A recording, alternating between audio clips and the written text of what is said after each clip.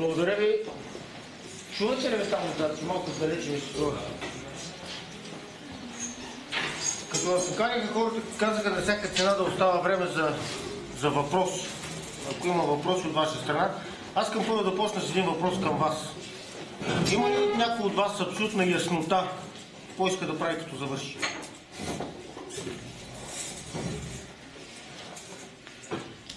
Никой? Да, имам яснота. Какво искаш да правиш? Искам да развивам бизнес. Бизнес, що? Защото целя независимост. Независимост? Като цяло. Да, всяка независимост, от която и гледна точка да се разбира. Не само финансово. Това е интересно. Друг някой? Бизнес. Каква ти е мотивацията? Каква ти е причината? Съм да предоставям качествен продукт и услуга. Що? Съм да допринеса с нещо. На кой да допринесеш? На света. Някой друг има някой, който да не иска да прави? Аз искам. И ти искаш? Да, сигурно. Защо? Ами, защото смятам, че това ще ми донесе възможност, още по-голяма възможност да се развивам. И това е най-добрият начин за моето развитие, да създавам контакти, да създам продукта, който аз искам, или услугата съответно. За мен това е една от големите ми цели. Супер. Аз нямам се само секунда.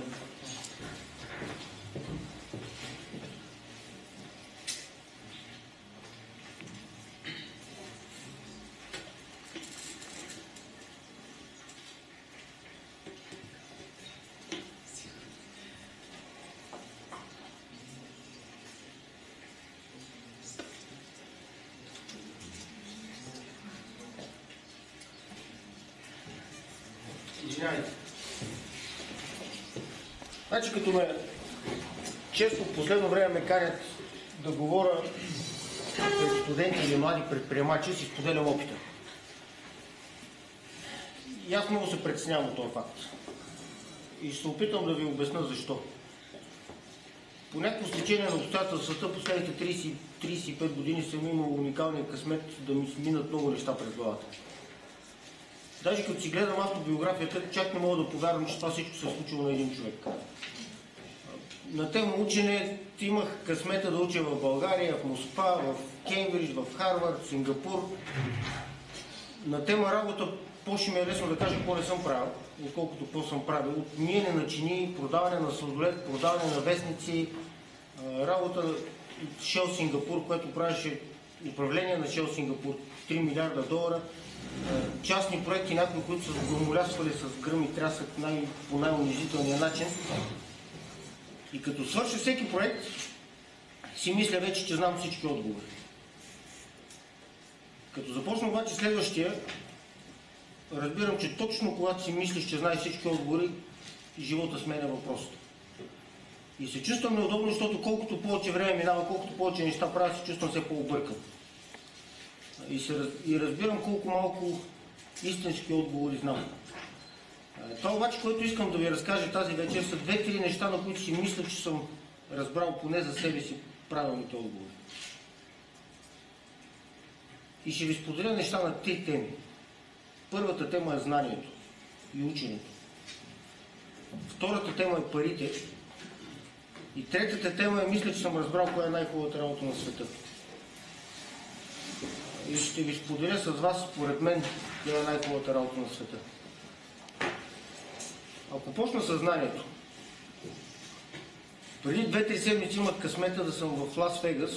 Fortune, списанието Fortune прави един форум всяка година в Лас Вегас, където кани водещи мислители и бизнесмени от цял свят, за да споделят опит. Една от вечерите попаднах на една маса с едно китайче, което се казва Тони Шай. Тони Шай, едно китайче е толкова високо, на 33 години. И Тони на 22 години стартира един бизнес, който го кръщава MarketLink. 3 години по-късно го продава на Microsoft за $230 милиона. След това стартира един друг бизнес, който го кръщава Zappos. 8 години по-късно го продава на Amazon за $1,5 милиарда. И срещу мен стои едно такова китайче, толкова голямо, което има в джоба си 1,5 милиарда долара и е на 30 години. За какво мислите, че говореше това момче повечето от времето? За екскурзии. За? За екскурзии. Някой друг идея? Не. За да не спираш да се учиш. Той говореше 90% от времето за това, какво е прочел, на какви курсове ще ходи и забележете какво иска да промени и развие в себе си. Това е човек, който според нашата тук ценностна система, той е на върха на пирамидата. И това е първият мой меседж към вас на тема знания. Според мен, независимо къде си, независимо какво си постигнал, не трябва да спираш да се учиш. Второто нещо, като започнах да уча в Кембридж, преподавателя, първата лекция, аз правих там MBA. Знаете какво е MBA, нали? Мастер в бизнес, постградиат, значи след основното образование. И повечето хора бяха хора на възраст, 28, 29, 30 годишни. И професора казва, аз имам с вас, момчета, 3 цели. Вие сте тук 3 години, аз имам 3 цели с вас. Първата ми цел е да ви науча да анализирате проблемите. Втората ми цел е да ви науча да генерирате много различни идеи. И третата ми цел е да ви помогна да избирате най-правилната идея. Аз отидох там с менталитета на нашинското учене. Бех факир да запомням. Като прочета един текст, имената и цифрите ми се забиваха като пирон. Там никой не го е еня за това нещо. И в общи линии, това, което научих от тези хора и това, което искам на вас да ви предам на тема знания, не е важно колко знаеш. Важното е как мислиш. В днешно време знанието няма стойност. Не, че не е важно. То е важно, но всеки може да го придобие. Какъвто и въпрос да ми зададете, за ядрена физика ми питайте. И ми дайте половин час и интернет connection. И ще ви отговоря. Важното е какво правиш след това. Важното е това знание, като го чичо Google, като те светне, какво правиш с това знание след това. И знанието, четенето без мислене е като ядене без храносмилане. И ако една статия ви отнеме или една книга ви отнеме 2 дни да я прочетете, трябва да си отделите поне 1 ден да мислите върху нея. За да има това нещо стойност. Това е второто нещо, което иска да ви кажа на тема знание. Повече мислете, по-малко учете. Повече мислете, по-малко учете. И третото нещо, което искам да ви кажа на тема знание е опита. Колкото и книги да прочете човек, колкото и книги да прочете човек, те не заменят опита. Ученето е като бебе, знанието, придобито от учебници, е като бебе в ковьоз. Опита е като едно циганче, което е израснало в кълта в циганската махала. И само комбинацията от тези две неща, според мен, дава нещо много сумно. Моят съвет към вас е: говорете с хора с опит. Ама това е само 10%. Второто нещо да ви слуша. И любимата книга на Стив Джобс се казва Zen Mind, Beginner's Mind. И той издига в култ умението към всеки отговор, който получаваш, да почваш с чист мозък. Тоест чашата ти е празна. Защото когато чашата ти е празна, може да налиеш много неща вътре. Stay hungry, stay foolish. Stay hungry, stay foolish, също така. Така че това са трите неща на тема знания, които искам да ви кажа. Искам да ви поговоря малко и на тема пари.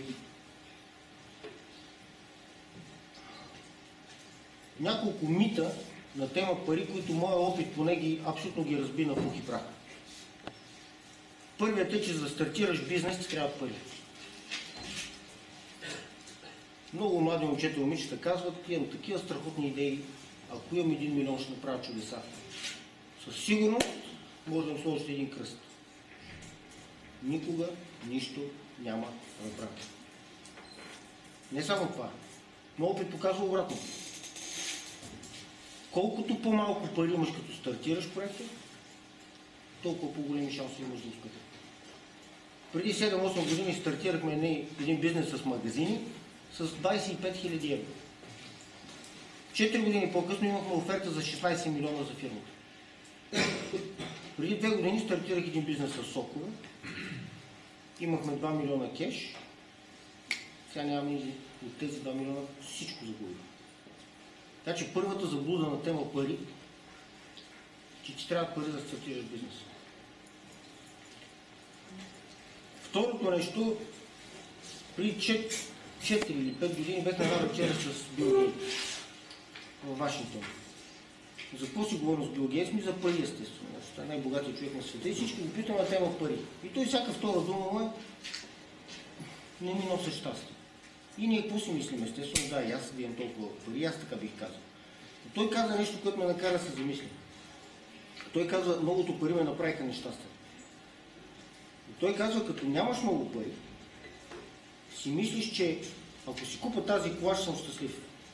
Или ако си купа тази къща, ще съм щастлив. Или ако отида на тази екскурзия, ще съм щастлив. И той казва, аз това всичко мога да го направя.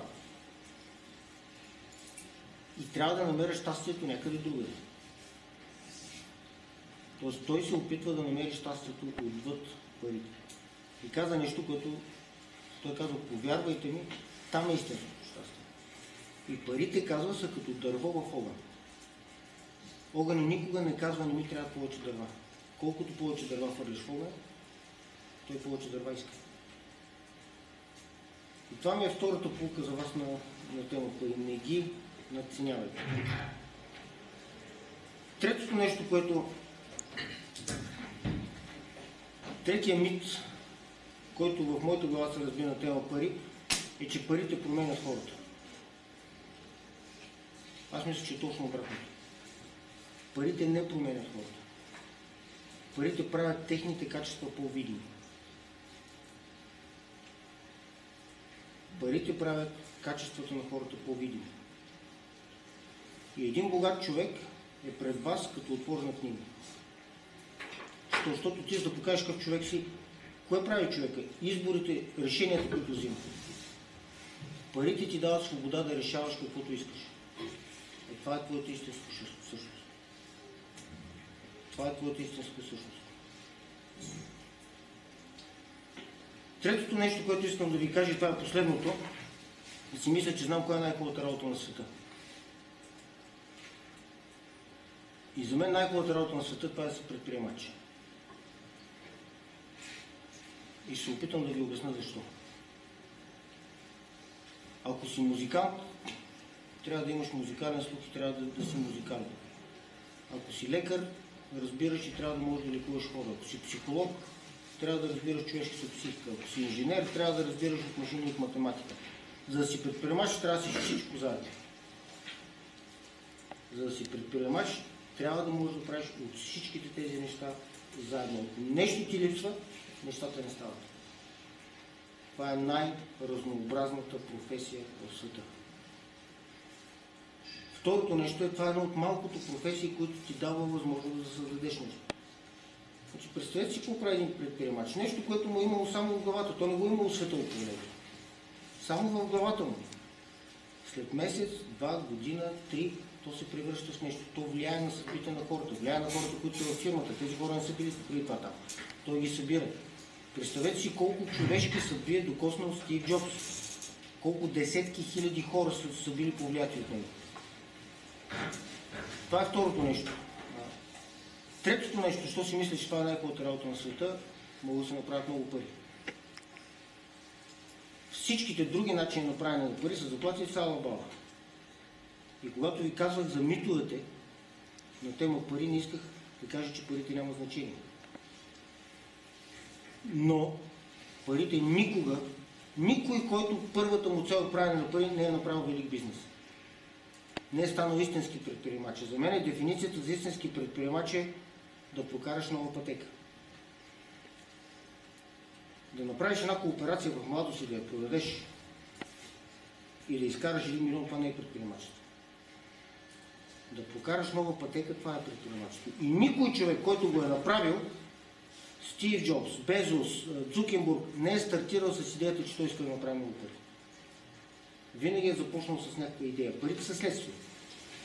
Ако имаш страхотната идея, ако имаш дупето и не те е страх, ако имаш умението, парите ще дойдат. Но те не са стартиращата точка. Така че това е най-разнообразната професия на света. Дава ви уникален шанс да създадете нещо. Дава ви уникален шанс да спечелите много пари. Но има и нещо друго, последно и с това приключвам, на тема предприемачество. И ще ви разкажа една притча, една история за един баща и един син, които стояли на един плаж. И пред тях по пясъка минали двама човека. Един от тези двама човека носил на гърба си един много тежък кръст. И едвам ходил. Другият човек нищо не носил, но било много по-лесно да ходи. И синът попитал баща си: абе, татко, той е един, може ли да го хвърли този кръст? Той му казал: и може, разбира се. Вика: що не го хвърля? Той едвам ходи. Що не го хвърля? И той му казал: сина, той не го хвърля, но виж какви следи след себе си оставя в пясъка. Това е другата далавера от предприемачеството, че ви дава възможност да оставите следа след себе си. Нещо, което нито една друга професия, не, всъщност това е силно казано, малко професии на света ви дават възможност да го направите. И вие от утре ще завършите от тук и много хора ще тръгнат да си търсят работа. И аз мисля, че това е грешната цел. Аз мисля, че трябва да тръгнете да си търсите страстта. И ако намерите това, което зверски ви кефи, вие сте свършили 90% от работата. И нещата, които искам да ви пожелая, преди да, ако имате въпроси, да се опитам да отговоря: да, никога не спирайте да учите. Искрено ви пожелавам да направите много пари, колкото повече по-добре, но не забравяйте според мен двете другите неща, които са по-важни. Да оставите следа след себе си и да си намерите това, което наистина ви е страст. Това бяха нещата, които аз исках да ви кажа. Сега, ако имате някакви въпроси, съм на разположение. Може ли да питам нещо аз? Да. Имам един такъв въпрос. В България добра ли е средата за създаване на някакви бизнеси или идеи? И кои идеи, кои бизнеси не биха имали реализация в нашата страна? Кои страни я сравняваш? И с западните страни. В света има страни не само на запад от България. Значи, много особен въпрос. И според мен няма еднозначен отговор. Ако България сравняваш с Етиопия, много интересно да се прави на бизнес. Ако я сравняваш с Щатите, пълен кошмар. Зависи също какво ти е дефиницията на бизнес. Ако искаш да правиш 200 милиона, почти си обречен да го правиш в България. Тук в България плащаме 3 големи данъка от факта, че сме родени в тази държава. 3. Първият е големината на пазара. Ако си представиш един човек на 35 години, с едно ниво на интелигентност, с едни умения, който работи всеки ден по 12 часа и е сравнително успешен, в България той ще направи хикс, същия човек, с същите усилия, с същите знания в Германия, ако е пак сравнително успешен, ще направи хикс умножено по 10. Значи това е първата цена, която ние плащаме да сме тук. Втората цена, има една приказка, че всяка верига е силна, колкото е най-слабата и брънка. Ти не можеш да създадеш бизнес, който да не зависи от света около теб. Утре почнеш да правиш понички. Теб ти трябва доставчик на брашно. Теб ти трябва рекламна агенция. Теб ти трябва доставчик на машини. Трябва да ти доставчик на компютри. Ти зависиш от една екосистема, която е около тебе. Тази екосистема в България е много тегава. Защото някои от тези фирми са изключително неефективни. И това те забавя много. Това те дърпа много надолу. Каквото и да направиш, че зависи от средата, не можеш да избягаш. И това те прави неконкурентно способен извън България. И затова много малко бизнеси успяват да излезнат извън България, освен на тема цена. И третото нещо, което не знам дали сте се замислили, е една много ключова думичка, която се нарича доверие. Ако си представите двама човека, представете си, че имате двама човека, един на който му имате страшно много доверие, другия на който изобщо не му вярвате. И сега си представете как общувате с единия и как общувате с другия. С този, на който му имате доверие, сте много по-отворени. Генерирате много повече идеи. Разговорът тече спокойно, тече бързо. Не си пазите гърба, давате му цялата си енергия. Другият човек е обратното. Той е тегъл, страх те е, пазиш си, криеш се, всичко става бавно. За съжаление, това е третия данък, който плащаме тук. Ние имаме пословична липса на доверие един към друг. Като нация. Всеки успява е мръсник, всеки не успял също е мръсник. И това нещо, освен моралната страна, това има изключително забавящ и тромав ефект в цялата екосистема на правене на бизнес.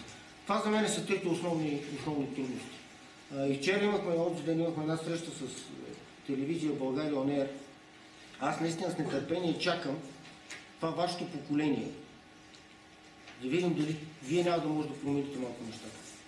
Наистина има нужда от едно ново поколение бизнес хора, които да мислят и да правят нещата по по-различен начин от начина, който ги правихме ние. Защото ние сме усъкатени. И ние сме усъкатени от последните 20 години. Първо социализма, вие не си го спомняте, но аз съм израснал при социализма. Социализма ампутира инициативността на хората. След социализма влезнахме в един друг уникален период. Периода на мутрите и на грабене на държавата. Тогава, за да успееш, не трябваше да си добър бизнесмен. Хората, които направиха милионите тогава, беха съвсем друга бира. Те не беха Стив Джобс, не беха Безос, не беха Цукербърг, те беха други умения. След това влезнахме в един друг период, където всеки правеше пари, което също беше лошо. И затова много искрено се надявам сега да е дошло вашето време, когато наистина да израсне едно много по-кадърно поколение от менеджери, от бизнес хора, които са стъпили на по-сериозна ценностна система. За тази цел не ни трябват водачи. Не те разбрах? Не ни трябват водачи за тази цел, защото ние все пак трябва да го купим от тяхно това нещо и да го мислим това. Знаеш ли какво ви трябва според мен? Самочувствие. Нали съм много. Значи според мен основното, което ви трябва, е самочувствие. Но самочувствие не да го показвате, а самочувствие да ви дава смелост да правите неща. Това, ако някой това може да даде на това следващото поколение, защото интелект не ви липсва. Знания, ви казах, знания се придобиват. Да, средата, дали сте в България, вече почти границите размиват. Ти можеш с двама човека да направиш един софтуер за Apple и да покориш света от дупница. Верно, има минуси на България, но не е това края на света. Така че според мен самочувствието е ключовото нещо, което трябва да го носите в себе си. Как може да се изгради в едно цяло поколение самочувствие? Много бих искал да знам отговор на този въпрос, не знам. Мисля, че средата, в която сме ви поставили и държавата ви е поставила, всички са ви длъжници. Значи не може 90% от общественото мнение да е ангажирано с политици и с правителство. Има една много проста истина. Всички искаме да живеем в богата държава. Богатата държава значи пари.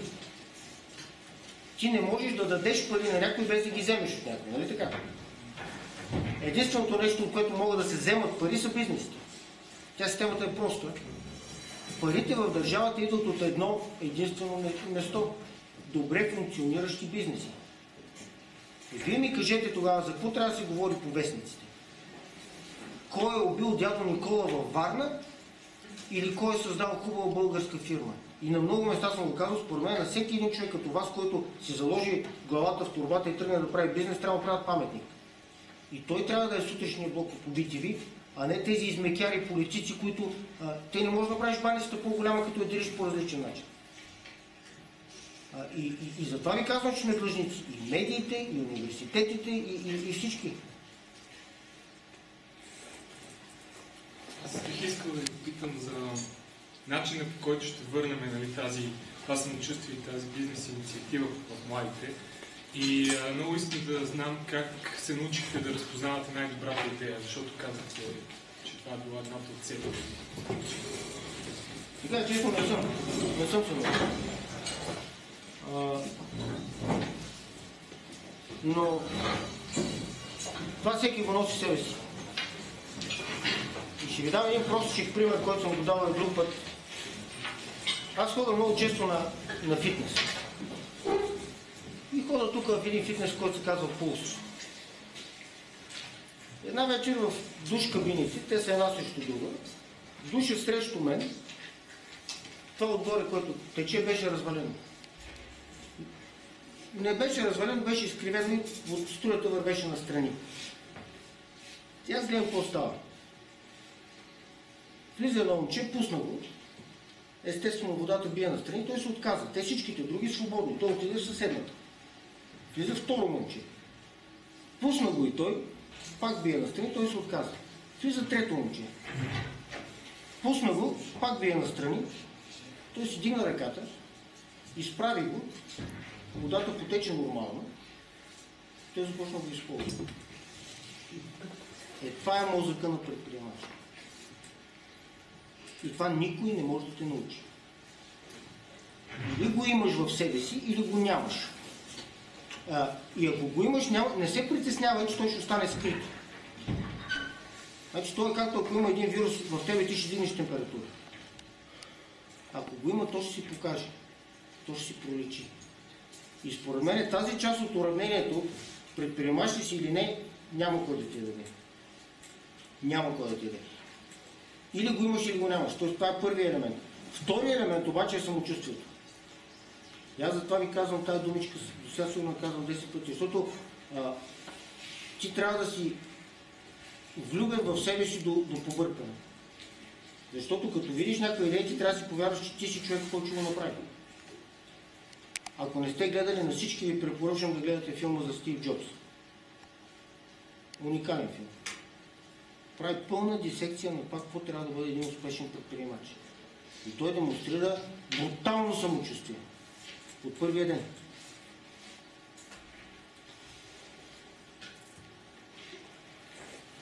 Имам въпрос, тъй като сме на тази лекция, мисля, че повече от нас има, може би, бизнес идея. Вие какво препоръчвате? Веднага да действаме или повече да планираме? Или къде може би е средата, ако има такава среда? Точно за българската действителност тук. Аз не бих планирал изобщо. Бих се опитал да спазвам едно единствено правило. Да фалираш бързо и ефтино. Да се спукаш от анализи. Пак Стив Джобс, той не е правил никога анализ. Той е залагал 90% на вътрешния си инстинкт. И аз мисля, че това е най-правилният възможен водач. Въпросът е, според мен не трябва да планираш, не трябва да анализираш. Имаш ли идея, трябва да намериш най-бързия и най-ефтиния вариант да я тестваш. Но има нещо друго. Вероятността да не успееш е 99%.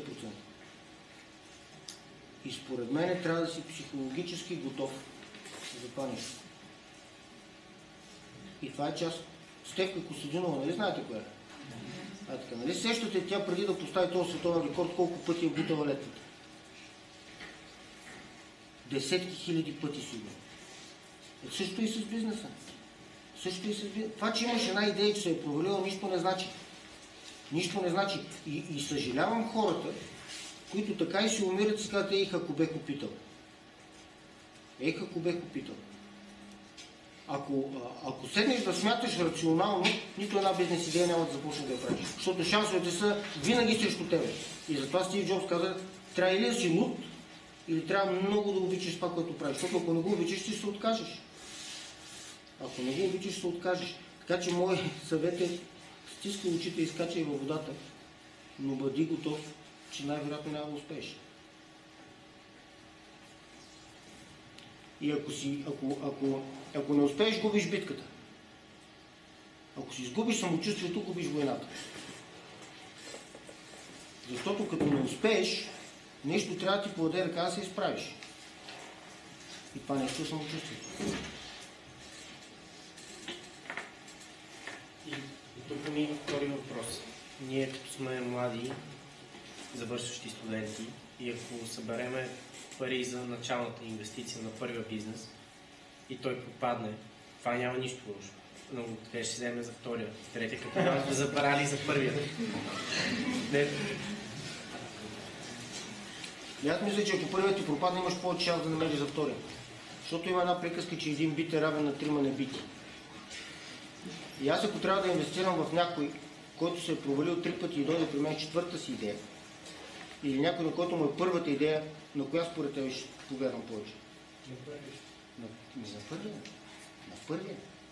Така че трупайте си нашивки, които се казват провали и с тях тръгвайте по-смело да съберете пари. Аз имам въпрос. На тема провали, тя е малко негативна, да не завършваме с нея, но какво се случи с другия бизнес с соковете? В смисъл, какво му пречи, как така изчезнаха тези 2 милиона, които казахте за 2 години? Значи, зависи от камбанерията, от която гледа човек. Ние бизнеса го продадохме. И то го продадохме на печалба. Преди 2 месеца. Не можахме да го направим толкова... Не. Бех надценил потенциала. И това е много интересен маркетингов въпрос. Значи, ако пазара е тук, в момента нуждите на пазара са тук. И това е пазара след 5 години. Ние се бехме прицелили тук, което беше грешка. И това, което и Стив Джобс на практика ни учи, никога не прескача пазара с 10 години или с 5. Прескача го с 3 месеца, но винаги го една отпред. И той затова първо измисля iPad-а, но първо лончва. Когато той е лончнал iPhone-а, iPad-а е бил готов като продукт. Но той нарочно го оставя. Нашата основна грешка там, и ние с вас отказахме, и с това го продадохме, защото направихме продукт, който е много нишов, който не може да пътува, не може да расте. И преценихме, че е повече усилия, отколкото се заслужава. С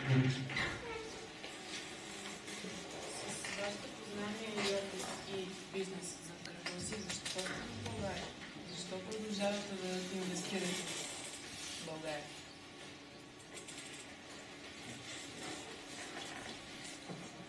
В 90 и някоя година се връщах от Кембридж с кола. Тогава, не знам, може би не спомняте, бяха много гадни години и минах през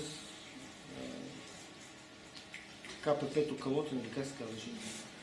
Отвратително студено, мъгливо към 4 часа сутринта и чукам на митничарите, те са скрили вътре и играят карти.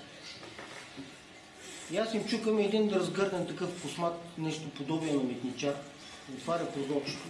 Тикъв си. Викам, искам да влезна в България. Че откъде идваш? От Англия. И какво ще правиш в България? Викам, прибирам се вкъщи. Той каза, чакай. Отвори прозорчето и вика на всички други. Елате, видите един луд. Нямам рационален отговор на този въпрос. Имам емоционален, имам и личен, но той няма да ви от полза. Тоест, ако ние не сме емоционално обвързани с България, по-добре да развием бизнеса си и идеята си. Да, но искрено ви пожелавам да бъдете емоционално обвързани с България. Това, което аз бих почувствал, ако отида в Родопите и чуя гайда, няма къде да го почувствате по света. Може да се отидеш в Сент Луис, да си направиш къща с басейн.